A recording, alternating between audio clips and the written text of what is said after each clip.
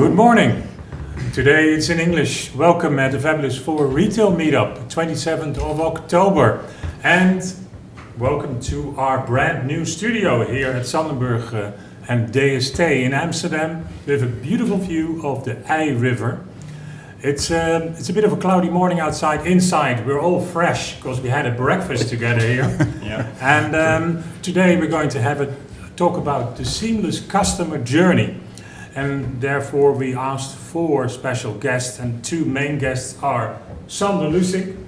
He's the brand director and co-owner of Oger Fashion, well known in the Netherlands and Belgium, and probably also in the rest of the world nowadays. And we have Philip Mountford. He's already for 12 years the CEO of an international brand and retail company called Hunkemöller. And that's one of the oldest companies we know in the high streets in Europe.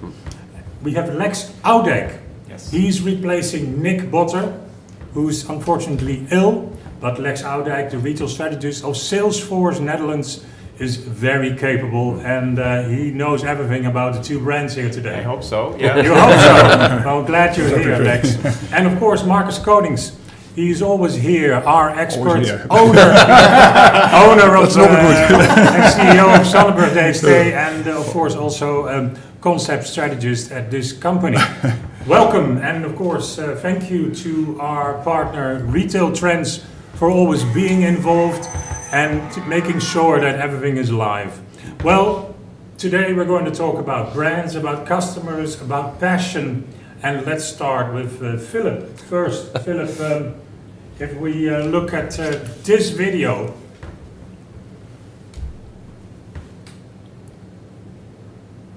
Hope it's starting. It's a video of Hunkemöller.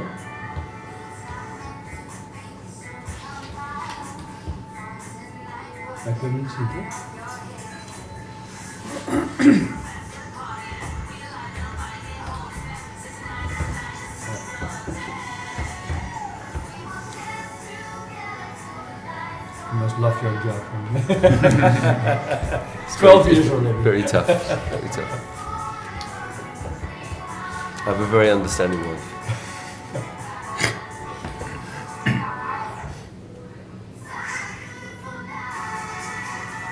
Oh, that's quite funny.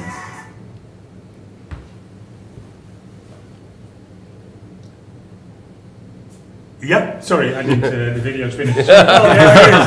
That's what you get when you live. Still enjoying. With live television. It's a good brand.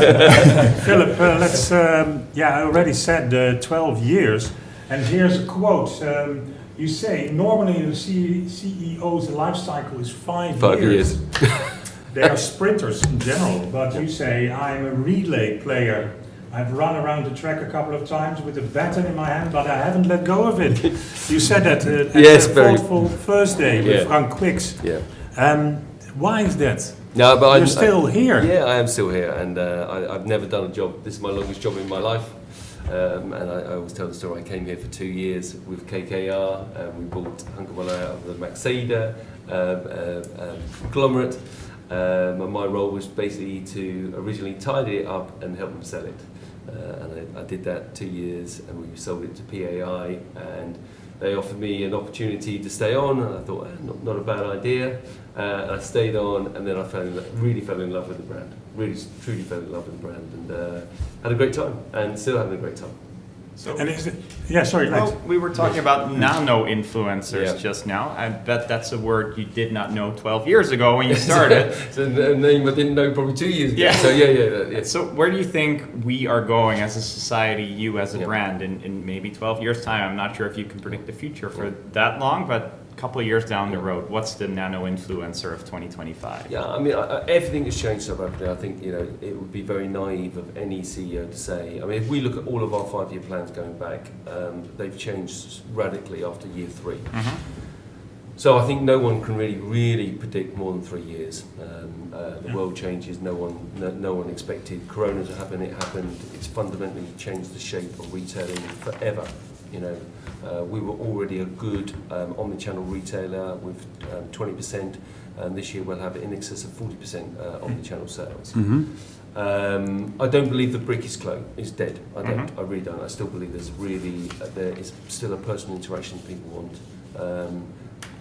2 years ago, I would have said small stores are dead. Flagships are the future. Today, flagships are the most challenging. You know, that's where we've struggled to get people back, and we've got flagships in most of the major cities across the world, certainly across mainland Europe. And the small stores are all doing phenomenally. So, you know, the world has changed, it continues to change. I think successful businesses will adapt. I think it's more about adaptation and being quick and not saying, this always worked for us in the past, it's going to work for us in the future. I think those brands will die. I think it's just about making sure.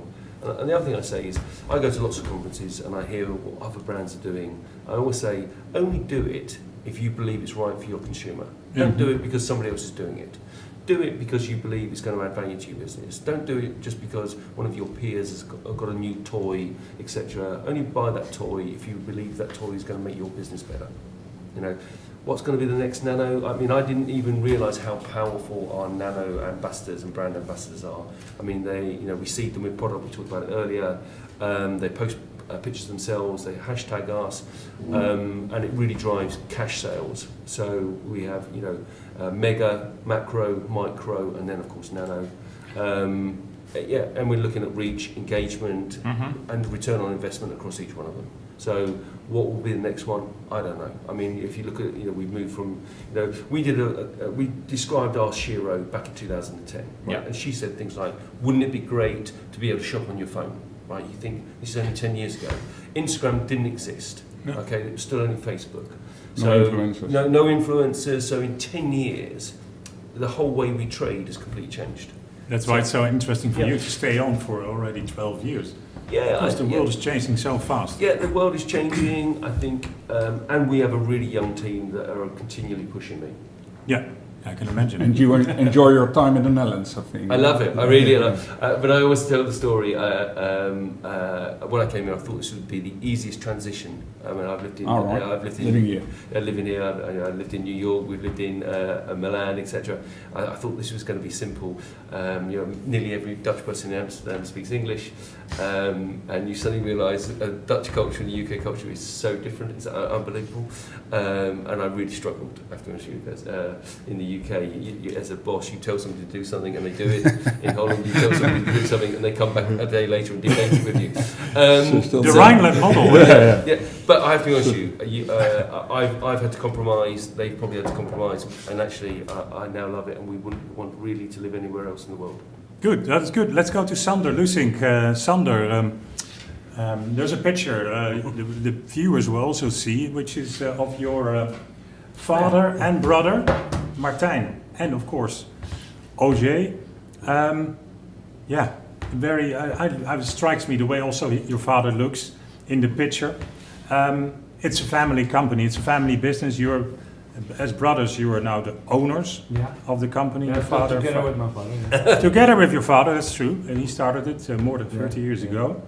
How important is emotion for you?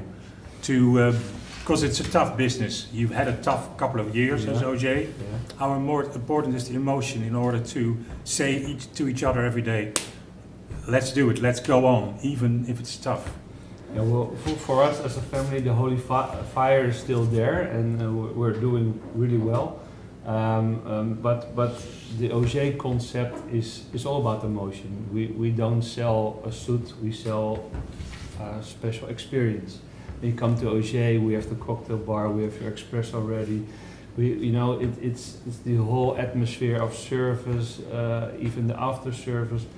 The personal calls, you have really a relationship with our personal advisors, and that's all about emotion, and that's also why we're winning at the moment, because due to Corona, everything is about trust, insecurities, and we managed it really well, and 22% of our customers make 77% of our turnover, and so if we cherish and comfort those, that 22%, we're still winning, so that's our key strategy. Interesting. A quote you had at an interview, and I'm going to quote you here. You say, Sander, I see myself as a creative person. I'm not the greatest salesman. That's So you know your strengths and your weaknesses. You have 100 people, more than 100 people working at Oger Fashion Group. A lot of really great salesmen. So how do you define creativity if you say I'm a creative person? I think my advantage is that I'm not really a top fashion guy. And the people on the floor, they eat, they live, they drink, they breathe fashion. And I'm all about concepts. I'm thinking, what is the next thing Philip wants from Oger? And that is for us really important. And I was always thinking, looking at other concepts from what are they doing, and how can we fit it into our company, which also matches our DNA and also matches the wishes of our clients. But on Saturday I'm in the store and I'm a host, so I say, welcome to Oger, here's your cappuccino or your espresso. But if somebody asks what kind of suit do you advise, I would say, here's Jan of Pietje. And we say, Jan knows exactly what you want. So, and that's how we train the people, and you have to use everybody's talent. And so if everybody uses his talent, you win together. Which creator or creation do you look up to? Like, oh man, I wish I would have come up with this. Ooh, good question. I think Steve Jobs is really creative. When he first made the iPod and then he came with the iPhone, I would say nobody was going to use that, and now everybody's living on their iPhone. He's a genius. So, And Markus, as a concept strategist, it's also at Sandenburg and DST. It's also often about creativity. If you hear Sander's story, he's saying I'm not the fashion guy at Oger, I'm the creative guy. Which my brother is. He's also next to CEO. He's all head of buying. He's head of buying, exactly. I mean, how do you, if you look at that, is that the way it should be at companies, that you always have? Well, what I really like about Oger and about the story of Sander is that he's really looking after his staff. He's really inside actually the business and also the innovation process, which I read about, is that you at the end of the day really ask your staff, okay, what happened during the day, what can we learn from it, can we add something to the business? Are you actually wearing a suit of Oger today? Thank you. From Cornelia. So I know the experience. And that's also very funny, because it doesn't matter if you're famous or not famous. People, they say, I wear a Oger suit, and then I say, can I see the label? And I see Cornelia. So they say I wear Oger suit, but it is for Cornelia, which we have also a private label, but they say, no, I'm wearing Oger. So and I think within experience, it of course starts with a great brand, but at the end it's all about staff, about people within the stores, and also what is very important is the story behind. And I think what I really like about the products of Oger, that behind every product there's a story, where it comes from Italy or Naples or whatever, how it is made, the craft behind it. And I think that's one of the strengths of Oger, living the story or living the lifestyle together. And that's what we can learn from it. And actually even big brands can really learn from it. That was also, I think, the case within Hunkemöller. The first thing I asked, of course, yesterday evening at the dinner table to my daughters, I have two daughters, 15 and 17, and even my wife, they all buy at Hunkemöller sometimes. I mean, you go to Zara and to all the brands. And I asked them, what really makes a difference? And they said, it's sexy. And I like that.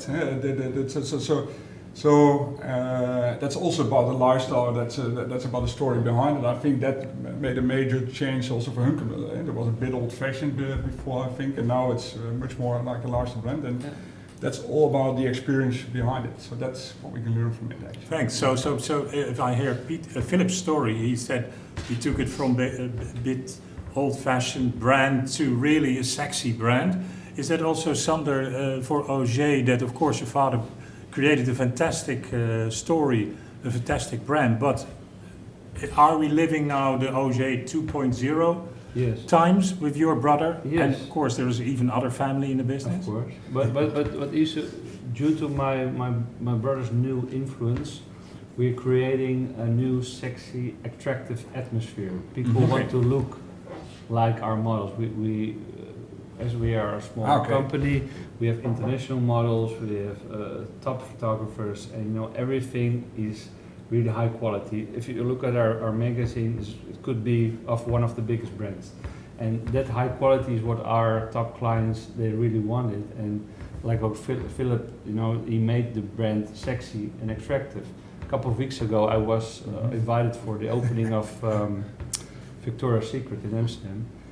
And I walked away in 30 minutes because there was no atmosphere, there was no fun, there was no sexiness. I said, what the hell am I doing here? With all due respect. And that is, when you come to Oger, for instance, on a Saturday, you have a cocktail bar, you have, everything is entertainment. And my father designed the store as a gentleman's club. And it still is. And we have billionaires walking on Saturday in the store, and they meet each other, and they were a little bit anxious to call each other for information or discussing on real estate topics. And they said, "Oh, finally I meet you here, Sander. Do you have 2 espressos? I would like to really sit with him." So it's like a meeting club. Also, it's a social thing going on in our store, and so they don't just meet up, they buy clothes, and we fly with them to Naples. It's a whole, we call it the world of Oger on Instagram, and that is really our world. Sander, can you explain how you made a shift during COVID from actually really business suits to business casual? Yeah. And the atmosphere around it. Has it really changed? Has it really changed within the store? Also the way you implement it or the setup of the store? Is it? Can you explain a little bit about it? Corona was really disruptive for our suit business. Everybody was working from home in their jogging suit and pajamas. So even your clients. We call it Donald Duck. They wear a shirt and we don't know what's beneath. No, but we don't want to know. We had to really change it. That is the good thing of a family company. My brother has all the contacts with the high level with the brands, and we swap collections, and so we turned our business into a first really casual business and now business casual business. Because like we're wearing today, we have no suit. Oh, you're wearing a suit today. Yeah, the only one who suit today. Only for this occasion, not suit. So mostly when you are coming. So I always get that people overdress when I come, but thank you. It must be my name. So it's business casual, and like I'm wearing today, the combination with trousers and a jacket. That is the way people do business now. Yeah. But there's a big but. At the moment, the suit is now number 1 in sales, so it's really accelerating in sales. The people going back to the office. You can see it on the traffic jams, on the ring and everywhere on the highway. People getting married again, so parties. So we have the luxury fair this week. So we sell smoking tuxedos. So everything is picking up. So I think I was just negotiating what is the balance about working from home. People are working 3 days from home, 3 days in the office, 2 days from home. So that will be the balance. Sometimes it's 6-40. If you're working for a bank, it's different. They work 2 days in the office and 3 days from home. So it's gonna be less formal. No ties, less suits, and this is the new way of dressing. But you can see people are more secure in suits. You look at the Zuidas, people are coming back to the business office district in Amsterdam. and they think it's a business tool. Is it? Yeah, it is. And made to measure is still tough because if people say, okay, well, I want a suit, but made to measure is maybe not at the moment. I don't know how many times I'm going to wear it. But they also want a suit like our stock is really small at the moment, and they say, well, I want this pattern and this inner lining, and do you have that? No, but we can make it for you. So the gap we have now but we can still make every suit you want. So that's our new advantage. Philip, if you hear Sander's passionate story about Oger, You're the CEO heading an international brand company, even going to the States to compete with Victoria's Secret in their home market. What can you learn from an Oger Fashion, which is basically a small family-owned company? Well, I think myself and the CEO of my business, we came from the luxury side, so we both started at Dax. We ran a department store called Simpsons, which was the most luxury department store in the UK, even more luxurious than Harrods, and we did Baroni, Kiton, all the major luxury brands. And when we started Hunkemöller, we said two things. We said we want to take it from a high street retailer to a high street brand, and then we created different strategies after that. But we basically said, I never criticised my predecessor. At the end of the day, he had a relatively good and profitable business selling basic underwear in a white box, making profit. Nothing wrong with that strategy position. I want to go from basically standing behind a till, and then a kiss goodbye. I want to create this beautiful scenario. And they said, Philip, all we're trying to do is sell fashion underwear. I said, no, but I want to create a brand. And they said, yeah, but Philip, you don't work for Versace any longer. You work for Hunkemöller. And I said, no, but it's not the point. I said, at the end of the day, we can add all these ingredients. And when we implemented it, it was difficult because even our Dutch and our German country managers said, no one in Holland and Germany want that kind of service. They just want to wander. And actually, we created this service proposition on a high street. So Oger is a luxury brand, but we said, well, why should you have poor experience?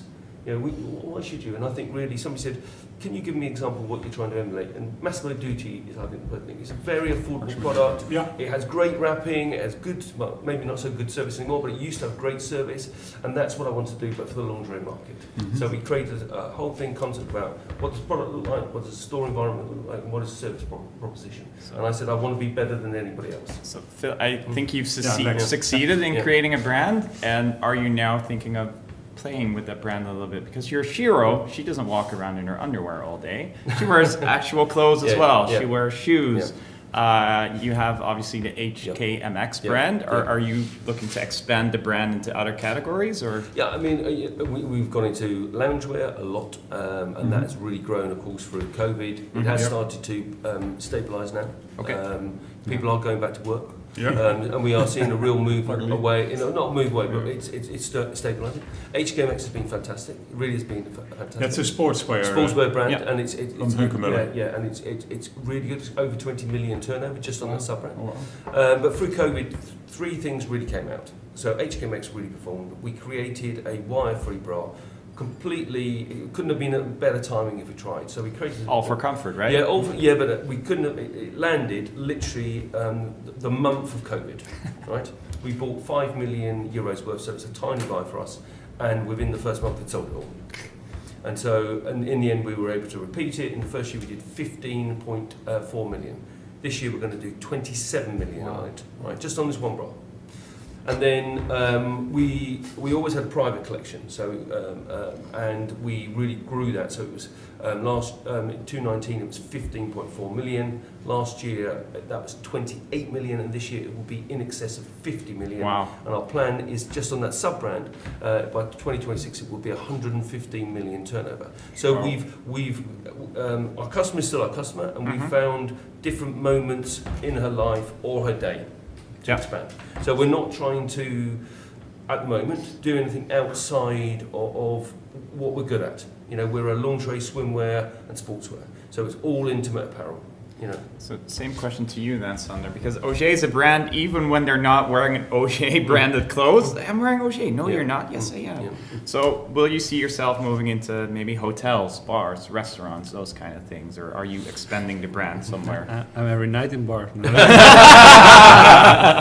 Different question. No, but our team is also pushing us as a family. We're a really talented team.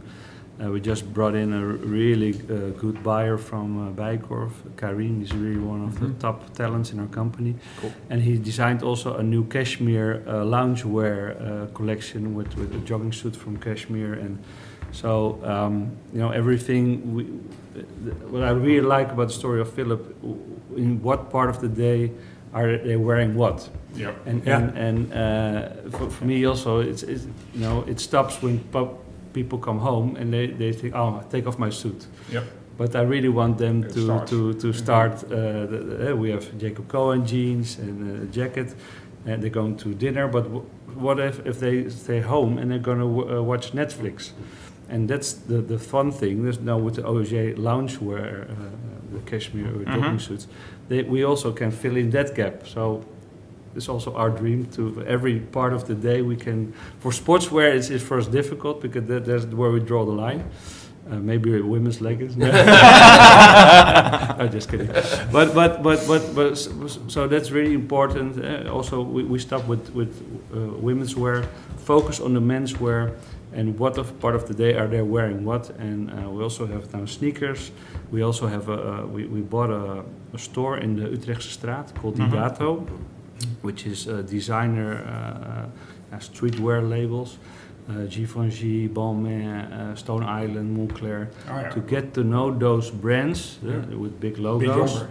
Yeah, and I know our renovation in Amsterdam takes 2 years. You mentioned big logos, and my mind immediately went to Supreme. What do you think of Supreme? White T-shirt, huge logo, a lot of money. But that's really a different segment because it's of daily paper, and we're in the niche. We have at Didato, what do you call it? T-shirts of Burberry of 700 euros. So we sell T-shirts cashmere from Loro Piana from 1700 euros. So we're really in that niche, and we're trying to merge those brands because we talk on high level with Loro Piana, and they say, well, we really like to be in the same store with Moncler, and those brands. Power brands, we call it. They want to be next to each other. So, after the renovation of the 2 years in the PC Hoofdstraat, Oger 2.0, how we call it, we like to merge those street brands with those classic brands in a new atmosphere. That's cool. Still with the espresso bar, but to see how maybe when you take off your suit, you come home and you like to wear maybe a Stone Island jacket. I do. So. That's we really want to know what are you wearing next to the suit, and that is the new world we're trying to discover and make it into. And also the weekend wear is even a big difference. So that during the evening, but also in the weekend, you wear other suits. What do you wear next to the hockey field? Sander, Philip says that Hunkemöller has grown into a very much loved social and inclusive brand. Is that also your dream? To grow into a socially accepted, very much loved and inclusive brand? Well, or is it specifically for men and men with a certain taste and basically? Yeah, it's a good subject. We discussed that because when there is the Pride, what you're going to do with that theme. Halloween is this week. What you're going to do with that theme? It's really difficult because there are so many opinions in Holland at the moment, and if you use a black model, they say hey, where's the white model? We just want to focus what does the Oger style look like, and we have a top model who's wearing it. And other brands you see, you have a Chinese model and you have a dark model, and you like to mix that up, but we're not a world player, and if you come into our store, we have great Moroccan sales guys, we have Chinese working for us, so Russian, so every customer we can help, but it's for us not a priority to show every day, we're dressing everybody. We just want to focus on our style, and this is Oger, and it doesn't matter what color you are, if you can use it. If you go to Didato, it's very more different because we have there also multi-brand store, and multicultural people are buying there. So a lot of different models there. So at that level, we're also as a fashion lab are exploring it. But for Oger, key is focusing on the Oger style. Thanks. So we're watching Fabulous 4 retail meetups, and if you tuned in on retailtrends.nl, welcome. And we're here with Sander Lusink, Oger, and Philip Mountford of Hunkemöller, and Lex Oudijk of Salesforce, and Markus Konings of Sandenburg DST. And for the past half an hour, we haven't even talked about technology, or hardly. We talked about passion, about emotion, about client, about love, about inclusiveness. Lex, you must start feeling uncomfortable as retail strategist of Salesforce. I'm always uncomfortable. No. So No, why is it so important, technology, to bring in I think brands and retailers? it's an enabler of Philip's strategy. It's an enabler of where Oger is going, and I want to talk about technology without talking about technology. I just want to have a very specific example of Coolblue, a brand we all know and love, and they're very famous for their customer service, which naturally leads to high returns. And they were like, are we going to restrict our policy? No, that's not really customer friendly. But they A/B test everything. From top down, bottom up, they A/B test everything. And one genius at one point was like, what if we just swap the word return or replace the word return with swap in the My account and see what happens? So then I bought a Dyson V10. But it's the wrong one. I don't know, battery doesn't last long enough, whatever. And instead of return, I go swap.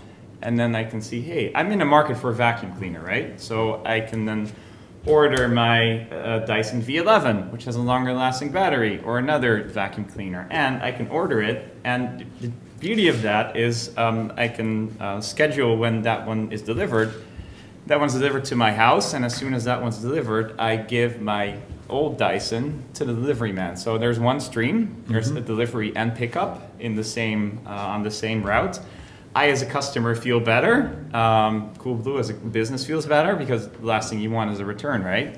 And that's just replacing one word on a page. And they saw a huge decrease in returns, obviously. And that's what technology is about to me. That's why I love tech, because it enables these genius ideas from product marketers at a Coolblue. Yeah, what do you think of that, Philip? Is that something for Hunkemöller? Yeah, no, swapping is one of the things. I mean, we've got, as you know, gross sales of over 300 million on e-commerce alone, and returns on underwear is always high, but our return rates are around 35%. But 44% of all of our e-com orders are picked up in store. 44%. Still. It came back very quickly. How many stores do you have? Just slightly under 900 now. So still a lot. You also use it for upselling, eh? Exactly. yeah, Am I exactly. allowed to walk out of Yeah, the store yeah. with just my pickup? So we've got basically a 30% upsell on every parcel. So basically, it's for us. And then what we've done is, because the e-com business got so big, we get a consolidation. So we used to send literally 100 boxes to a store. Now we send 4 boxes to a store, but with 100 pieces in them. So we get consolidation, so we get much better efficiency to get to the stores. We get the consumer to come and pick it up, which means we get more visitors. Why does a consumer want it delivered at the store? Because they want to try it on? Because they're afraid they're not home? Well, I think through COVID, everything went home, and people are so used to it going home. So there's no question. Really, boxes coming home. Every time I walked into my house, there was a pile of boxes. Same. Yeah, always only to take out, which means the contents were already put away. But still, for us, it allows us to basically. We looked at it. So 44% all e-com gets delivered to a store, and then we get an upsell of 30%. But what the most important thing is that when they do return it to the store, so because we're really also saying to people, even if you take away, come back and return it to the store. Everybody that returns to a store, which is over 40%, 48% upsell on it. So it is about this seamless customer journey. So we really work with Salesforce about how we can do this. We put tablets in stores. Order in store now for us in the last few weeks has been tracking in Holland at nearly 7.5% of our whole total sales is we've ordered in store. Now we've updated the technology, we put even more, we're going to launch another more updated tablet-assisted sales for the end of the year. Everything we're having to do, you're always continually having to, you can't just do something now, you're having to reinvent it continually. Because it's not fast enough or Markus. not quick enough. What interests me is, I know you have invested a lot of money past 2 years, especially during COVID, in technology, in data. And of course you have an omni-channel strategy. What for you is the perfect omni-channel model? I think for watchers it's good to know how this works. I don't know what the perfect is. I mean, we've got a plan now to get to 57% of our turnover will be on Omni by 2026.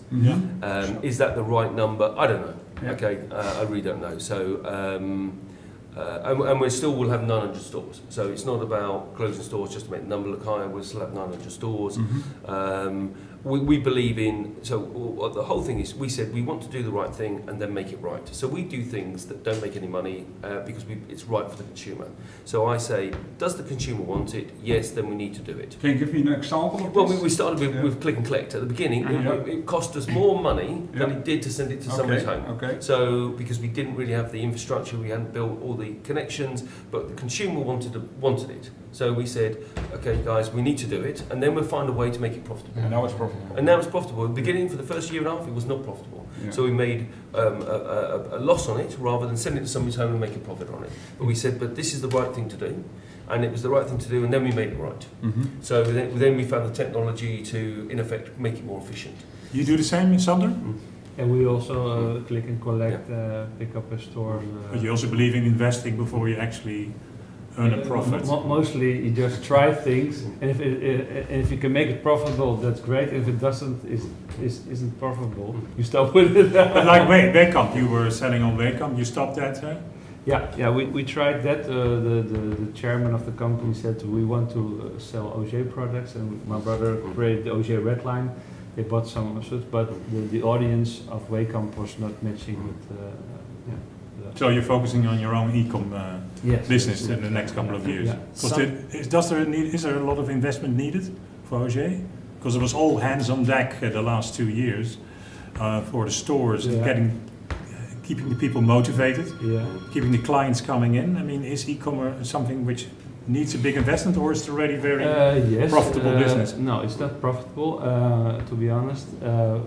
Our core business is a relationship with the clients and selling in the stores, and that's where we do the sell up. But it's a service product for us. You know, we have clients moving to London, and they say, "Sander, I cannot find your products here in London. Ship it to me," which is great, but it costs money, and it's really all about service. And to be honest, we have to invest more to make it more profitable, because at the moment it's a little bit old-fashioned. So we're now talking yesterday with new parties to create a new web store environment and connecting with the POS, everything. So also on that field, we're moving towards Oger 2.0, which we're going to hopefully launch in 2 years. So we're going to invest. Oh, good. I'm glad you're honest. I mean, it's good. And you can learn, of course, from companies like Hunkemöller. And interesting, you said that what is it, 22% of your customers do 70% of the turnover of Oger. And Philip, you say, I mean, I'm just quoting you, you have a very strong and powerful loyalty program. Currently, you have almost 5 million active members. And 2026, you hope to have 7 million. And these 4.7 million active members realize 75% of our total turnover rate. You say, we can see our customers' shopping behavior when they swipe their cards in store. If you think about that, I mean, so many active members, it's almost like a supermarket chain. Is that something you think that a lot of your competitors are not even near of reaching that goal? Is that something you were glad that you were stubborn a couple of years ago and said we have to keep on investing, we have to move forward instead of waiting? Again, you have to be careful. For our business, it's absolutely perfect. You know, I don't do it, again, we talk about, I don't do it because somebody else did it, I did it because I believed in it. And now we have 75%, we've got a data lake, we can basically, we've got a harvesting strategy, we've got a holding strategy in terms of how we hold the data, and then we've got a recruitment strategy. So, and how can we data mine that? How can we personalize the emails? How can we personalize the, we do geo pushing, we do all these things. Again, sorry to plug Salesforce again, we're working with them. We just brought in-house customer service. So we also do things that aren't always great. So we brought customer service back in-house because I said, why would I spend all this money training my staff in the stores and then basically my customer service 1 minute be doing my product and the next minute be doing a phone company or something else. So we brought it back in-house just as COVID hit. Okay. Yeah. So they weren't properly Yeah, trained. yeah, yeah. We were inundated. Saw a huge spike in calls. Beyond, and we were so unprepared. I mean, it was a disaster. We look at in effect at all of our ratings. Our ratings went through the floor. Basically we weren't getting the call. So we've now built it up. We started with like 12 people. We've now got 60 something. By the end of the year, we'll have 75 people in the customer service department. But now they've got immense data. So when you come, you ring, we can see who you are instantly. So as your phone number comes up, it's registered on our system. We know who you are. We can even answer using your name. We can see exactly what you've purchased. So even before you speak, we know what you're basically going to talk about. And now we're implementing that into the stores. So when you go in the stores, it will be on the tablet. So when you come in, we can swipe your member card and we can see all of your purchasing history, your passion points, your loyalty program, where your tiering is, and if you've ever written anything positively, negatively, or all our customer service comments that was typed while you were speaking is all on it. So again, technology, for me, technology for our business. Remember, our customer is young. Yeah. They're young. They're 28, huh? Yeah, Average. I don't think it's about age anymore. We've got to be really careful. Our Shira was 28, okay, and we all said that for 10 years. Actually, she's not 28 any longer. It doesn't make any difference if she's 18 or 48. And actually, if you look at most women, they're basically their taste is the same between those ages. So be very careful about saying that somebody is a specific target age. Yeah. But they're all really digital friendly. Nearly 80% of all of our e-com traffic comes from a mobile device.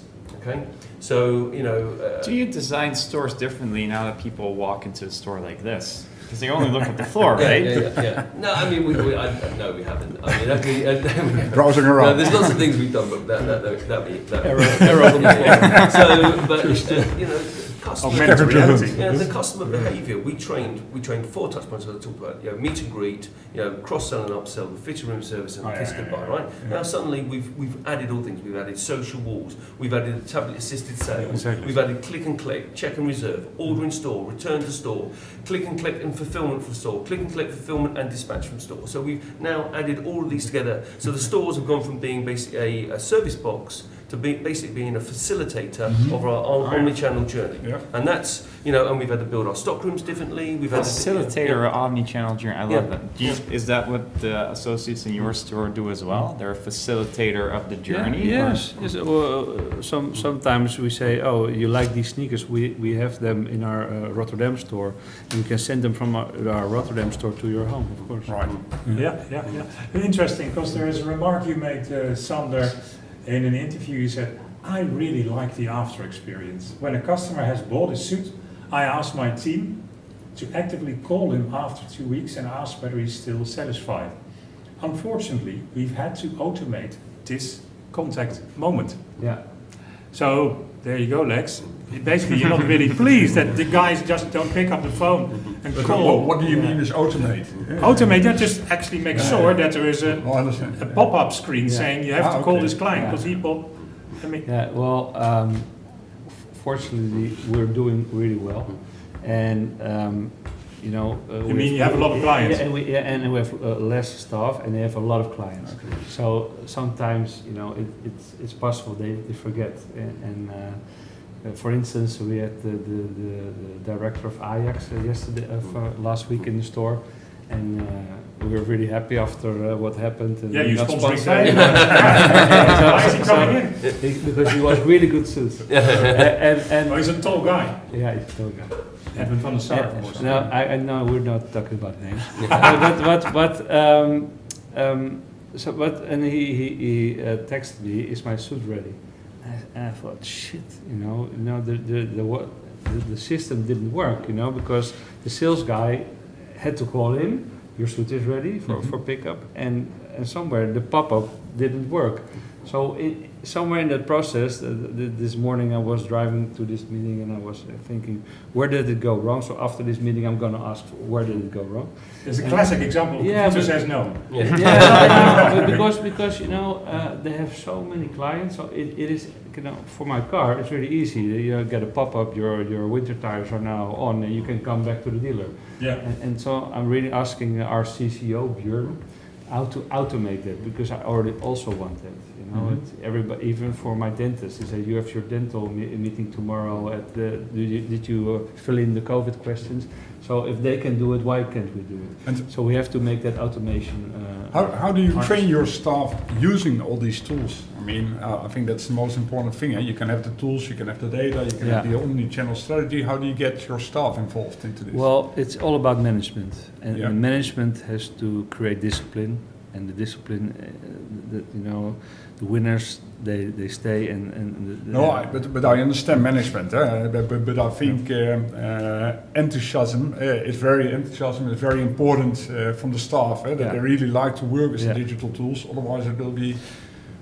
We have a mix of ages in our staff, senior and juniors, and you can see from the juniors they're really mobile savvy. But for the old staff, we have to really motivate them to. And how do you do that? I mean, how do you work? Training. It's only training. Sit next to them and say, okay. Show me your WhatsApp. And, it's really taking them by the hand, and if you do that, they really they like it. So and who's responsible for this within the store, or is it the store manager, the management, and above that the retail manager? So they're all in the process of getting more the people involved with client contacts, because the even in the high streets, the age of waiting in the store when your customer comes in, that's over. Of course, we do also the ads with Google Ads, and so online everywhere. If I look for a new car, I get my own Oger advertisement. So everywhere they follow me. And also when you leave our site with 6 products in the basket, you get a reminder you left so many. So everything in technology in the back end is working. But the most important thing is personal contact, yesterday I saw a commercial of Shubi, and they're also now advertising with personal stylists, which I think for that level of product is really nice. That in those many stores they have. You come in and this is your personal stylist, and we call it personal advisors. So even on that level, they're really. They know the importance of personal contact. And you mentioned enthusiasm, you mentioned Shubi. Obviously, last year we were in a completely different world. Lockdown, everything was shut down. What Shubi did, they had a personal stylist online, and they chose the most brilliant sales associate ever. She was the definition of enthusiasm. And you could call her up. She was in store, in a closed store, and you could have a video chat with her, and she would just pick the clothes from within the store and then show you around. That was a brilliant way of combining tech and personal attention. We also did that with the iPads, with FaceTime. So basically you're saying, I mean, maybe interesting also in your opinion, Philip, is that the more technology comes in, the more the client becomes an omni-channel customer, the more personalization becomes really essential in order to remain interesting. Yeah, I mean, if you talk about service with us, when we joined, we changed our whole strategy. We said we're going to hire for attitude and train for skill. So we're going to get super enthusiastic people. Best thing is they've never sold lingerie before. And then, sometimes strategy, you fall over strategy. And our strategy was we always gave people lots of writing and for them to read, and we suddenly realised that basically I could give Sander a paragraph, you a paragraph, me a paragraph. We would all find different words in that paragraph to articulate, and when you said, right, copy that action, then everybody do it differently. And what we did, it was my previous marketing director, she said, I want to do something, I want to do it only in video. So the training will be in video, and I want people to replicate the video. And that's basically been a eureka moment for us now. All of our training is in video, so basically they can follow visual actions. And does the staff have an app? Or we have, I think, one of the most downloaded. 98% of every single staff member has our InTouch app. InTouch app. And basically it's opened and touched between 1,500 and 2,000 times a day. And all the videos are in there? The videos are all in there, the training manual's in there, we also test you on it, so basically you have to watch it, and there's also an exam, so we can see exactly how many people have done it. Because there's a little exam afterwards. So we're doing these little, and of course, and the training has got shorter.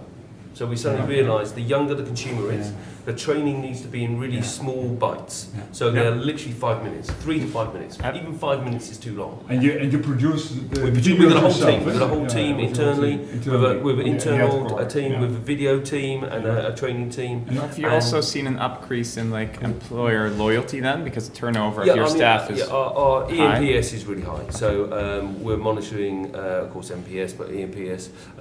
We're doing surveys with a factory every couple of years, really making sure that our people believe that we are treating them correctly, we're training them appropriately, etc., etc. It's really important. I mean, at the end of the day, we would not be where we are today without the basically 7,500 to 8,000 employees. At the end of the day, I'm just one person. I can't make the difference. They make the difference, and basically they make the difference because if you walk out of a store and you've had a great experience, that's fantastic. Previously, the thing was if you walked out of the store, you told 6 people, you told 6 people. I think if you had a bad experience, it was 12. Now you come out of the store and you put it on Instagram. Or you put it on a Google review, which 1 million people see. So every single time they Google, and then which you can take down. You've got to be careful of that. We don't take anything down. And the thing is, at the end of the day, we basically say, PR used to be something that I would tell people. So when I was at Versace or the Mospos Group, basically we did beautiful PR statements and we told people how wonderful we were. And basically now, your PR strategy can get destroyed by one single person walking out of a store experiencing bad service. So for us it is, and we've got 900 stores and 8,000 employees, so that we have to try and make sure across 19 countries to make sure that we have a service level proposition that is the same in every single country. So, we have. Do you want it to be the same? Because you'll have cultural differences, Yeah, there's right? small cultural differences, but at the end of the day, we want to be a global brand, and it's not arrogance. And I think good service is good service in every single country. And why should it differ? And I think for us, we literally took the business from what was nearly a store manager could dictate what the store looked like, and it was very difficult at the beginning because we basically said, "I'm sorry guys, we want it to look the same." We took it from quite a mature business to a very young business, and actually most businesses that do that fail. And we've really succeeded. And we've succeeded because we've got good people. It's not me. But also in the end, it's all about the product. All about the product. I mean, lingerie is and listening to the customer. Yeah. And listening to the customer. It's all about the customer. We do a lot of customer research. We really ask them, do they like our product? We send our product to nearly 40,000 people. There's about 150 styles every single quarter, and they rate it. They say, would this drive me into the store?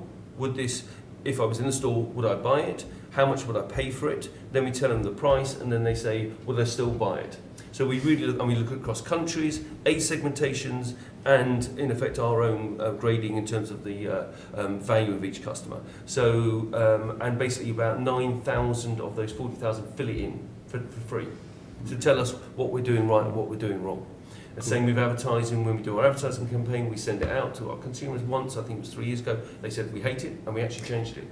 So, and don't ask your customers questions and then go against it. So, at the end of the day, you still have to have a design director that has focus and vision, but you still need the customer to say, I love it.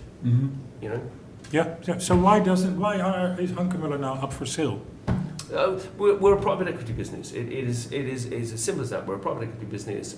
We've been owned by Maxeda, KKR, PAI, and now Carlyle. At the end of the day, it's just an ownership rights. So our strategy won't change, just probably our ownership. And you're going to stay, of course. I hope so. And Sandenburg, Oger Fashion Group, is it ever going to be owned by another company? Have you been approached, you and Martijn? Of course, we've been approached, but we think we are the second generation, and we want to bring it to the third generation. Okay, so that's your opinion. Great, because I have here a quote. You said, to make it very simple, you say you have to stay. It's business. What you said. You have to stay sharp in this line of business. Yeah. Take advantage of internet and even dare to renew the classic style when there's a need to do that. That's actually what you're doing every day, just thinking about that. True. And so you talked about Oger 2.0, that's going to be an experience store opening in the PC Hoofdstraat in 2023, but you also talked about the product, about the customer group. Basically, Oger will, like Hunkemöller, change in the next couple of years. Of course, we have to. And only thing is, because we are privately owned, maybe in the future we would like to maybe sell some stores shares, to get some more equity in to make the transition faster for Rotterdam, The Hague, and Antwerp to change the Also concept. in experience stores. Yeah, because we would like to change everything with our own money, but that takes time. Yeah. So then you have to wait 2 years, and then maybe after 2 years The Hague, after 2 years Rotterdam, so then Antwerp takes maybe 7 years to get the new concept, which is quite slow. In our business, for our classic menswear business, it's okay, but you really the flow we're now in, maybe Yeah. want to change it more rapidly. So maybe in the future we take in other equities, but we will see. Markus. Question about working with different generations, as your family business is. Yeah. And talking about new store concepts and talking about experience stores, do you already talk with your son or daughter, I don't know, but to really get to know what the future for them will be? Don't have any children. You don't have any children. Not that I know. Probably your brother. And your brother? My brother has a really small daughter, so Okay. So it's not there yet. 1 and 3. No. From the other hand, setting up a new store concept or experience concept, how do you integrate the digital journey within that? Yeah. Do you have a vision on that? I mean, setting it up? Well, yeah, we had call it zuilen, van die internetzuilen where you can order Ordering your screens, you order your products in store, online. Products we don't have, we show them on the screen. We have it, but it's in a different store. We can ship it directly to your home. So everything we can do technically, but we think you have to keep the gentleman's club atmosphere as it is. We have people coming in, they say, that mirror is really classical, but I can make it a TV mirror. So now it's a mirror, but if you want, you have a button, and now it's a, you can put on your new commercial. Yeah. Which is good for a store like them, but for us it's too modern. Too flashy. We want to keep the classical, warm, authentic craftsmanship atmosphere as it is. I understand. But a good example of this, and I think we talked about it this morning, about Lululemon and the magic mirror. Yeah. How do you look at something like that? Bringing in really... I think the magic, we've looked at magic mirrors and so forth. Very, it's a challenge with underwear. Yeah. We had a great, I tell a fantastic story. It was the shortest investment I think I've ever done. We did something that basically would track you through your app and basically put on your shopping behaviour on a screen. It lasted, I think, 3 days before somebody complained that basically a product being put on screen that her husband hadn't seen. So you have to be very careful. So again, we're an intimate apparel, and we looked at it. We've looked at these technology, and we put it into a couple of stores. I have to assure you, but it was not commercial to be able to roll out. It was 15,000, I think, a mirror. It's great in our flagships. We've got amazing experienced fitting rooms in our flagship stores with lighting, music, etc. So if you want to see what the underwear would look like in a bedroom thing, the lights darken, you push the button, the music comes on. If you want to see it if a bikini in the sun, you push the button and the lights go to what sunlight. We work with Philips that want to do this. It's great and it's really fun. I'm not sure if it drives any more sales, but it's just fun. Yeah, you've got to have exactly. a bit of theatre in our stores. It's different. At the end of the day, we've got a young, dynamic, fashionable consumer who needs to be intrigued all the time. It's different in luxury menswear. It's really different. Following up on Lululemon, what's the one brand to watch? Well, I think there's really a couple of brands for us. We talked about. I think Gymshark is just sensational. Gymshark. It's from England. From the UK. It's just emerging. It's growing at such a rapid rate. The farmer's 28 or something? I think he's now 30 because it's. 30. But I think when he started it when he was 17, it's now valued at well in excess of 1.5 billion. And you just admire these people. We also talked about one of our competitors, which is again a young lingerie brand called Lounge, which again the two founders are under the age of 30.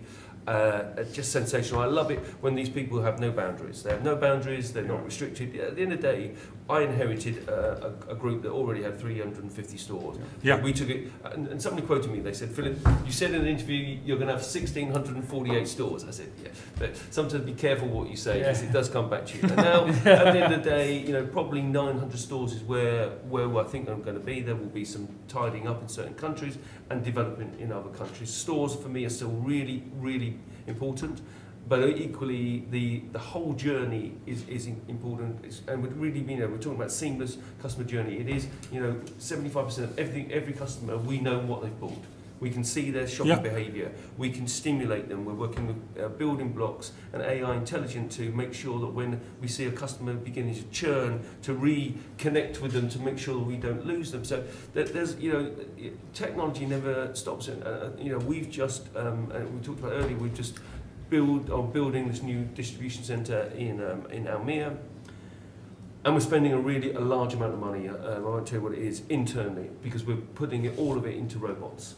Okay, because I'm thinking, and somebody said to me, Philip, it's a really big investment. What's your payback on it? It's not a great payback. It's 5 years. They said, why would you do it? I said, because there will be a people issue. We're already getting a bit of a people issue. 5 years time, we're really going to have a people issue. Yeah. So I'm investing today, knowing what's going to happen in 5 years time. Yeah. I can only presume if it's bad today, it's going to be even worse then. So we're investing where other people maybe can't afford to do it, in basically robot to man technology. Really smart. Yeah, really smart. That's for you just dreams, probably, yeah? No, but you can see now in Britain, they don't have lorry drivers. Yeah. At the moment we have a stock and staff issue. Yeah. That is, So you're not sure if you're going to have a sale at the end of this year? No, because our stock is so low at the moment. Why should you put it on sale? Yeah. So that really challenging and really smart. Okay, well, thank you very much. We are at the end of this fabulous 4 retail meetup number 6 in 2021. Thanks for watching. Thank you, Philip Mountford. Big hand, and thank you, Sander Lusink, Hunkemöller, Oger, and of course Lex Oudijk, Salesforce. Thanks for chipping in, and Nick, get well soon. Markus Konings, thank you very much. And our next broadcast will be on the 23rd of November. Then we'll have 2 guys who have been working together. Hans Geels, he's the director of Dille en Camille. And Erik Does, he's the owner and CEO of the buying company Udea in food and Ecoplaza and Markt. They've been working together. And next time we're going to talk about why are they working together and why is it a success in the food business. When's next time again? 23rd of November. So put it in your diary. Watching, yes. And of course, Sander will send you a pop-up. Thank you very much indeed. Also the team here, Ilse, Stuart and Marit, for helping us out, making the technology of this new studio work. And we'll see you next time. Thank you, Retail Trends. Thank you. Have a nice day. Have a nice day.